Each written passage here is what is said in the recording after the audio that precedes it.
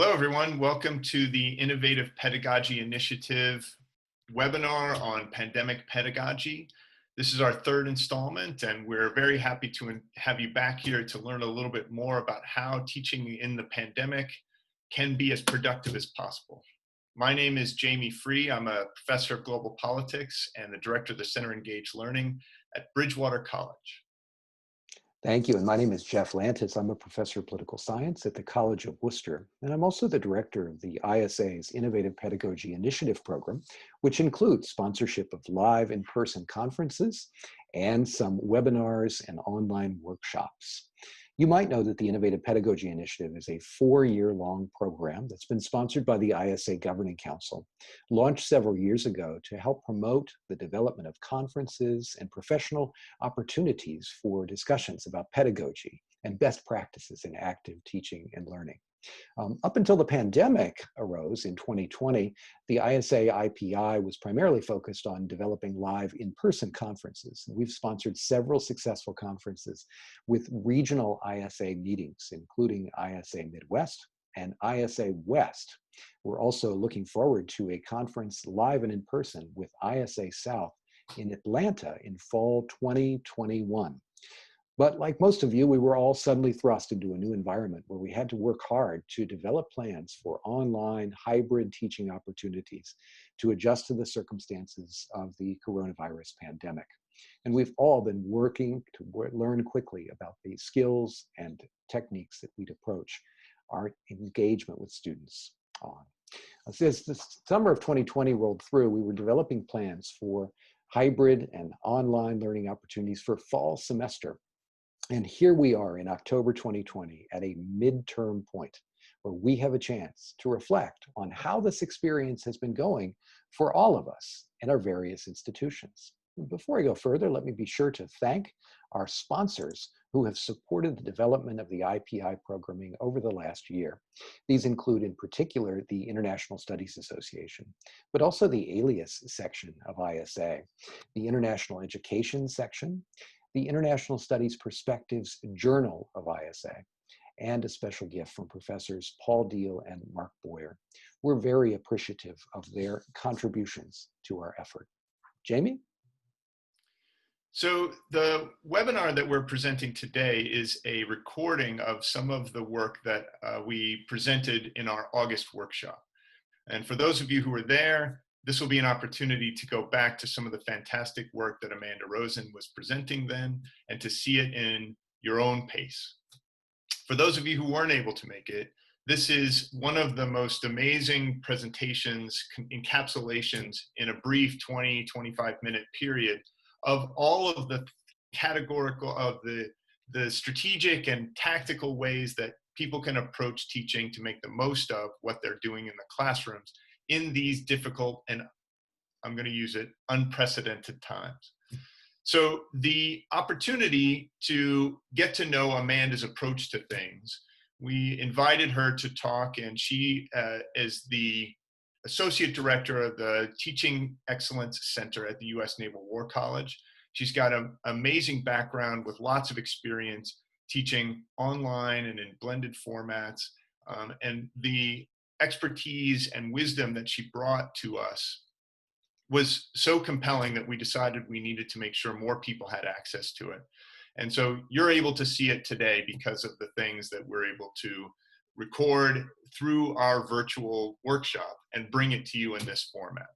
It's important to note that, and Amanda would want us to stress, that the presentations reflect her views and not those of the U.S. Naval War College, the Department of Defense, or the U.S. government. But with that, we'll turn it over to Amanda, and you will enjoy this presentation. So, to create a blended learning course session, you need to basically do 4 tasks.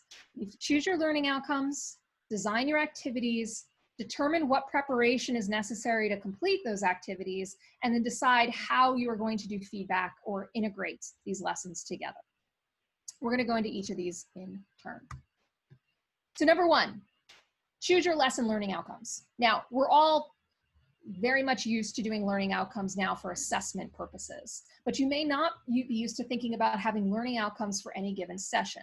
Now, the reality is we do have learning outcomes. Whenever we're deciding what content needs to be covered, we're making decisions about learning outcomes. We just aren't always being explicit about it. I think it's really important to just kind of be explicit, at least in your own head, even if you don't communicate these to students, about what you want them to learn in that session, whether that is some form of knowledge or practicing a skill. And so we should all be familiar with Bloom's taxonomy. I really like this particular visual image. It's the old taxonomy. So those of you who are used to synthesis having gone away and create being there, you could just put create in there. I kind of like the old version where analysis and synthesis are different things. But you have those learning domains in the center, right? Where you have your lowest level of knowledge being, level of learning being knowledge, and then the highest level being evaluation or create in the new system. And then in the yellow band, or the second band, you have verbs. So if you're not used to creating learning outcomes, we tend to use the Bloom verbs. And these kind of activate the learning outcomes so that students can actually demonstrate that they've actually learned something, right? If your learning outcome is students should be able to identify the assumptions of realism, well, I would be able to assess that. Whereas if you don't use verbs, it can be difficult to assess it. And then that outer bar, that green bar, is giving you some examples of activities you can use that actually try to get at those different learning areas, learning domains. So for any given lesson then, you're gonna wanna have 1 to 3 learning outcomes that describe what students should know or be able to do. You'll notice here that I say to be ruthless in cutting content. I'm a big believer in cutting content left and right. And I know this is really difficult for us as faculty members, but take it from somebody that works in the simulations and game space a lot. The number one thing that faculty will say to me when I'm doing workshops about why they're hesitant to take on putting in games or simulations is they're worried about the loss of content, that it's going to take up too much time. And my response to that is that we are always cutting content, always. If you think about a standard course in international relations, the survey, you have what, maybe 1-2 weeks devoted to international political economy, maybe a session on international trade, but you know you could offer an entire course in international trade. For those who are teaching in comparative politics, you might spend 1 week on what democracy looks like in India, but you could teach an entire course on the Indian political system. And so when you keep that in mind, you kind of have to recognize that we've already cut out a ton of content and you can cut more. And what we're finding right now is that in a virtual course, you're only getting through about 75 to 80% of the content you would in a physical classroom. So you're gonna have to make those cuts. What you need to do is figure out what are the essentials. What are the things that you would be downright embarrassed if a student said that they took a session with you on international trade and they can't define that term or they don't understand this case. What are the essentials? Break it down to that and then spend more time with those essentials. Design more activities around those essentials. Give more examples. Give students time to discuss those. Because what we all know that students are not going to retain most of what they get out of class.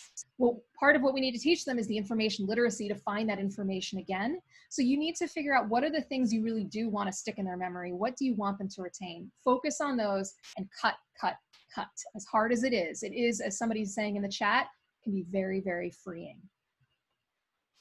All right, so those are your learning outcomes. Next up, you got to choose your activities. The key way to think about this is that you've got your synchronous piece of time and your asynchronous piece of time. That synchronous piece of time is very, very special, and it is very time limited. So what you want to do then is figure out what activities can only be done synchronously. Which ones are going to benefit the most from that time together, face to face. That's what should occur in your synchronous session. Everything else, if it can be moved asynchronously, move it. The reason for this is right now, our students are really vulnerable. Many of them are experiencing housing insecurity, food insecurity, financial insecurity. Many of them have quite frankly experienced great trauma from the last few months. And we've lost a lot of students because of that, students who left college. Those that remain, though, still need help. To the greatest extent that you can, please point them to the resources at your university. And I was just in a session earlier this week where we they were revealing some survey results that many universities have emergency funds and students don't even know about them. So do your job as faculty to let them know. But something else that you can do is move as much work as possible to an asynchronous world where students can complete it on their own time. If you think about it, if you have class at 8 a.m., well, you may find that there's limited number of devices in a household, and those devices may be needed by other members of that household. In my case, I'm at a university where our students are all older, in their 30s and 40s. Many of them have young children. And those young children are home and need childcare, and in some cases are in school, and they need those devices. So we have students that may have a laptop and can't access it. As was discussed earlier, we have students that may have intermittent or non-existent internet access. And so having to be online, and particularly on video, for a set amount of time at a certain point may be really difficult. So you want to make the most use of that time. And then everything else that you can move asynchronously, you want to go ahead and do that. So the next question is, well, when do you use asynchronous activities? Oh, I want to actually go back for 1 second. I mentioned here, lectures are the best example I can give you of something that should not be done synchronously unless you are teaching high flex. Divide your lectures up into 10 to 12 minute snippets. I am not anti-lecture. I use lecture. I think it is one tool in the toolbox and very appropriate to use for content delivery as any other method. But for virtual instruction, those are a great thing to move asynchronously, combined with an activity such as a quiz or reading notes or a blog entry or generating discussion questions to make sure that students watch it and are engaging with the material. I think that's great. Your synchronous time is not best spent lecturing. I say that as I am lecturing to all of you right now in a teaching demo. I am very aware of that, but I'm choosing it because it is the best method available, and I've already done a video for you. Now, if you're teaching high flex, please use your synchronous time to lecture, because then you can record the lecture during your synchronous class and make it available to students that are attending asynchronously. And so in that case, that is a great use of your time and appropriate. But if you are having this kind of blended model, generally you want to flip your classroom and put your lectures online for students to watch. Okay, so then what do you use synchronous time for? All right, just a few examples. And if you have more examples of when to use synchronous activities, throw those in the chat. First, if you are having a discussion that's well suited to instantaneous response, one where the kind of time to think through various responses might not be as necessary, you want a more dynamic debate, go ahead and have that synchronously. Then, let's say you've identified using a quiz or some other kind of reading notes that students are experiencing confusion on particular areas. Maybe you have them do a muddiest point style exercise before they come to class on what was the muddiest point in the readings. Just give me a 2-sentence reply. You find out that there's a certain concept that is causing a lot of confusion. That's a great thing to spend your synchronous time on. Student presentations and small group problem solving. We've already seen the effectiveness of breakout groups for building community. I think that's a great way to use your synchronous time. There are certain games, simulations, experiential learning that really can't be done asynchronously. So you might want to spend some time doing those as well.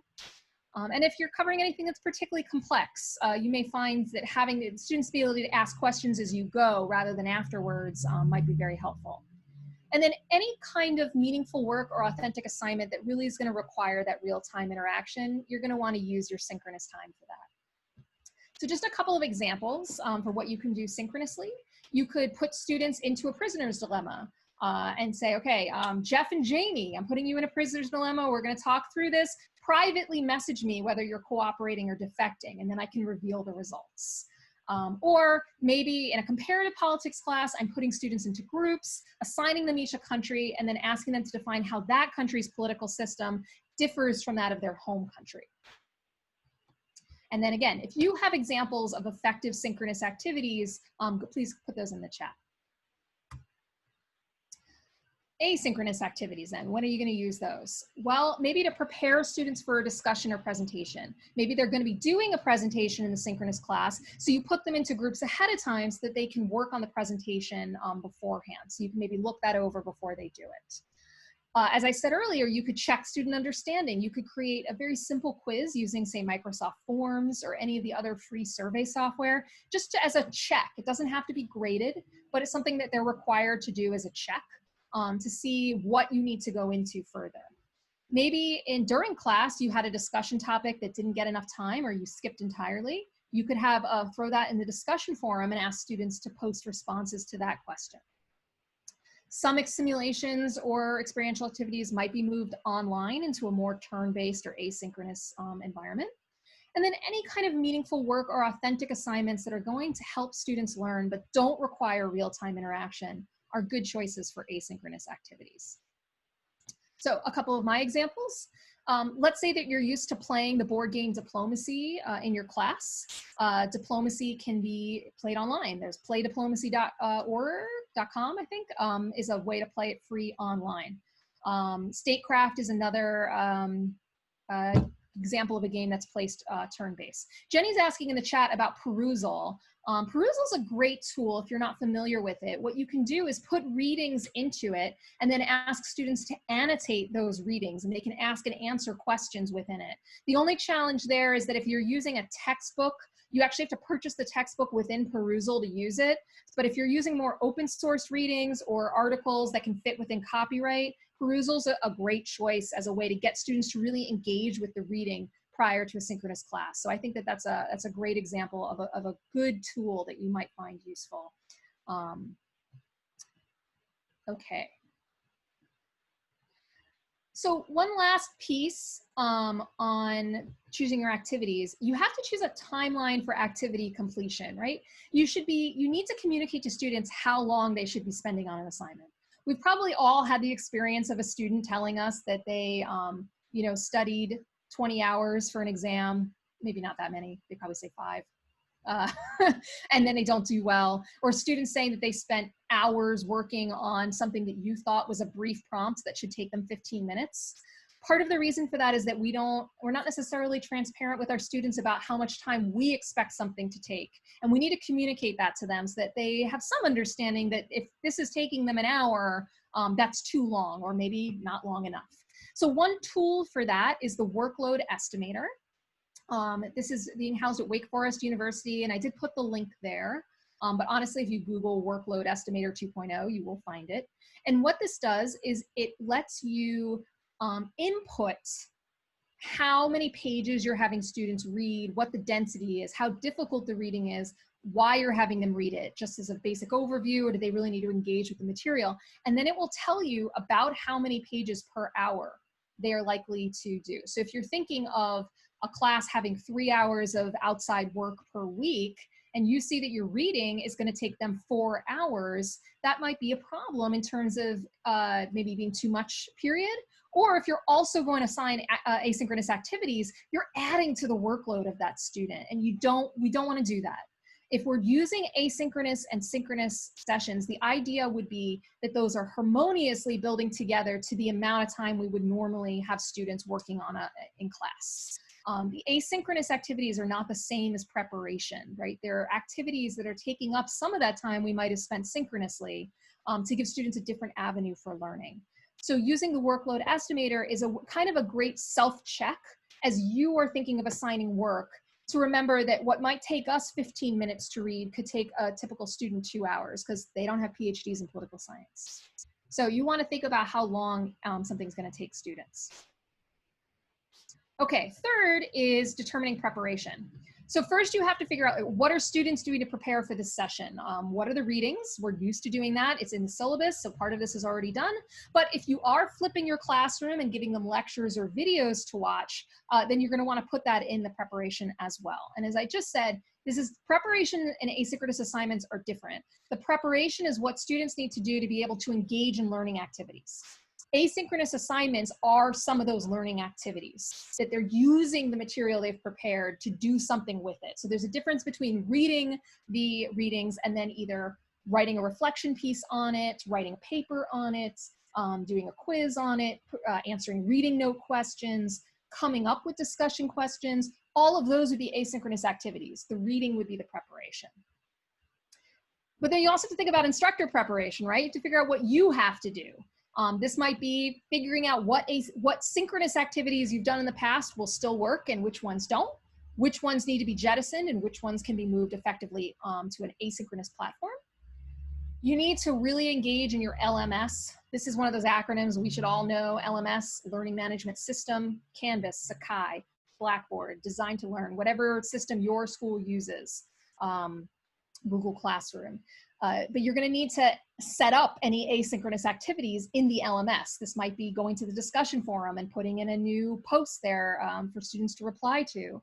It may be setting up a statecraft game, right? You have to think out what kinds of things do I need to actually do to make this lesson possible. And then you may need to design a new assessment. So if you're used to doing, let's say, a quiz or an exam in class, in person, you're going to probably need to redesign those assessments. I generally think that all exams should be designed as open book exams anyway. And the reason for that is it forces you to ask better questions. So I really like writing multiple choice questions that you can't look up. Ones that get at higher order of Bloom learning. So where they're actually, I'm giving them a fictional case and they have to apply concepts to it. And yeah, they could look up the meaning of each of those concepts, but they have to understand what those concepts are saying to answer my questions. And so this, again, might not be the best time to implement that set of ideas. But I think, so Susan's asking about conveying to students that open book exams come with higher expectations. What I tell students about exams is, my assumption is they know the definitions, and then I'm going to ask them how to apply those. And so that when you have open book exams, yes, you have the books as a reference, but there's no way you can complete the exam in the time allotted for it if you're looking every single thing up.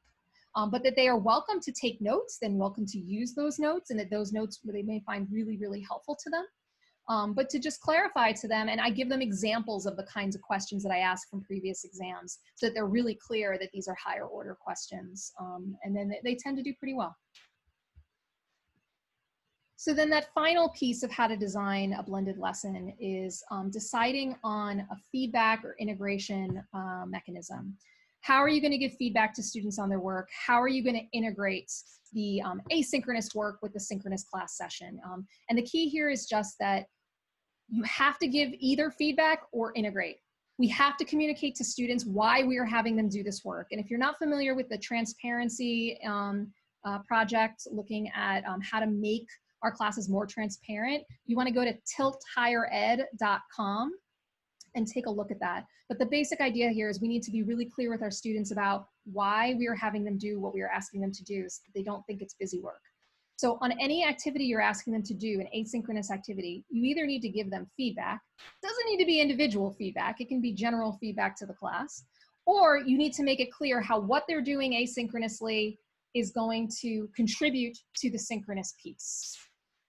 There's a question in the chat about if this is a big drain on your time. Giving individual feedback is. I very rarely give individual feedback in my online courses. Instead, I post an announcement that's about general things that I saw that week. And quite honestly, I save that announcement and use it from course to course because a lot of what I see repeats. And that's a big time saver. And then I just edit it to include some more comments that I saw from students. But I do not go student by student. And Jeannie's going to get to that as well. So. But you do need to give feedback and or integrate these things together so that students see the connections and know that what they're doing is valuable, that you've given them meaningful assignments. So here you can see, and I realize that I'm running a little late, so I'm gonna speed up a little bit. But what you have here are some examples of blended lessons. What you see is that I've given you an example of an asynchronous activity, a synchronous class session, and then in some cases, a post-class activity. And as you see, you don't need all of them. But the idea here is that whatever you're having them do asynchronously is feeding into the synchronous class and then potentially feeding out into a new activity. And again, you're going to get these slides, so you can look at these in more detail. So back in August, there was the equivalent of thunderous applause after Amanda finished. And we were very appreciative of especially those points that were both strategic in thinking about how we relate to our students and tactical. This is an appropriate time for us to revisit those. And we're recording, Jeff and I are recording this in October, which is midterm time. It's important to be able to think in strategic and reflective ways at any point, but this is a particularly valuable moment because you've got some experience going through these pandemic pedagogy kinds of things. It's an opportunity to sit back and evaluate how things are going. So I have an allegory for you, and that is a contest between two people chopping wood. And the first person chopping wood just keeps going and going and going for 5 hours and accumulates quite a load of chopped wood. The other person chops for 50 minutes and then takes a 10-minute break. Chops for 50 minutes, takes a 10-minute break. And that person ends up chopping much more wood because what they do with that 10 minutes is sharpen their axe. This is an opportunity for us to take the moment back, step back, see the big picture, and sharpen our axes for the rest of the semester. This opportunity is enhanced by what Amanda presents, which is about celebrating pedagogical creativity. All of those things that are in there are not just hers. She's been able to collate and bring together all kinds of opportunities, all kinds of tactics, all kinds of ideas about how to make teaching more powerful.